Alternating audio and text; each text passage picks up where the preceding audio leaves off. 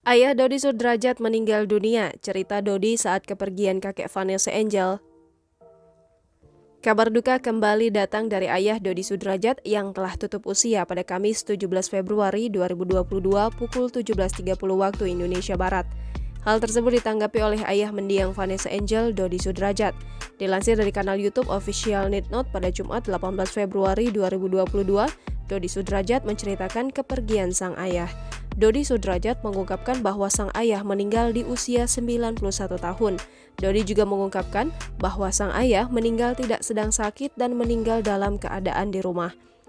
Terkait pemakaman, Dodi mengungkapkan akan dimakamkan pada Jumat setelah sholat Jumat di TPU Malaka, Pondok Kelapa.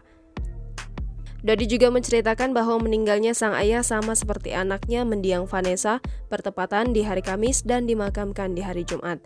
Dodi mengungkapkan bahwa sang ayah meninggal dalam keadaan tidur. Tak hanya itu, terkait firasat yang dirasakan Dodi sebelum berpulang sang ayah, dirinya tidak merasakan hal apapun.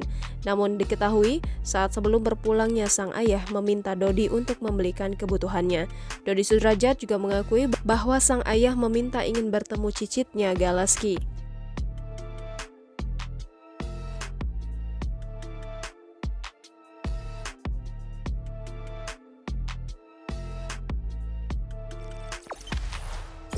Jangan lupa subscribe, share, komen, dan like ya!